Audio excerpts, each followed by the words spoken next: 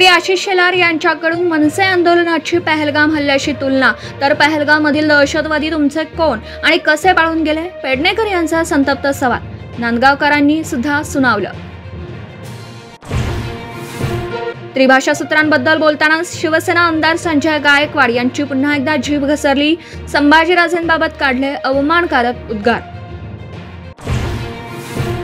आपण भोजपुरी बोलतो, हल्ला करून दाखवा, भाजपचे माजी खासदार आणि अभिनेते दिनेश लाल यादव उर्फ निर्वा यांचं आवाहन। भाषेच्या मुद्द्यावर कुणालाही जबरदस्ती करू नये असाही सल्ला। एकनाथ शिंदेंनी आज नाश्त्यामध्ये फाफडा आणि ढोकळा खाल्ला। जय गुजरातच्या विधानावरून राऊतांकडून खोचक टीका। शिंदेंनी कांदे पोहे आणि बटाटे वडे खाणं सोडल्याचाही टोला। ठाकरे यांच्या शिवसेनेमध्ये उरलेले आमदार आणि खासदार आपल्या संपर्कात। गिरीश महाजन यांचा मोठा दावा, विश्वास नसेल तर थोड्याच दिवसांमध्ये चित्र दिसेल असंही विधान। ठाकरे बंधूंच्या एकीचा तामिळनाडूचे मुख्यमंत्री MK स्टॅलिन यांच्याकडून स्वागत। भाषिक अधिकारांसाठीचा लढा आता राज्यांच्या सीमा ओलांडून महाराष्ट्रामध्ये वेगाने पसरत असल्याचं केलं नमूद।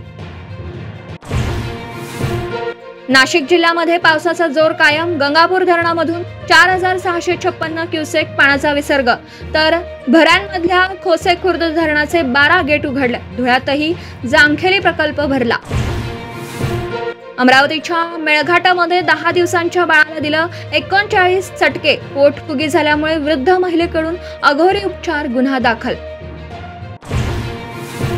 पंढरपुरात आषाढी एकादशीचा उत्साह। मुख्यमंत्र्यांच्या हस्ते विठ्ठलाची सपत्नीक शासकीय महापूजा संपन्न। दर्शनासाठी वारकऱ्यांची रीघ। अमरनाथ यात्रेसाठी भाविकांची अलोट गर्दी। कालपर्यंत 30,000पेक्षा अधिक भाविकांनी घेतलं दर्शन। सुरक्षेच्या पार्श्वभूमीवरती बंदोबस्त तैनात।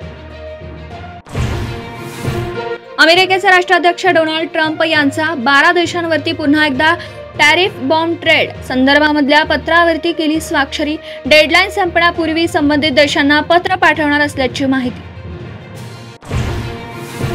आणि पंढरपूरमध्ये चंद्रभागेच्या तीरी वारकऱ्यांची मोठी गर्दी। चंद्रभागेच्या तीरावरती लोटला भक्तीचा जनसागर। स्नानासाठी वारकऱ्यांची रीघ।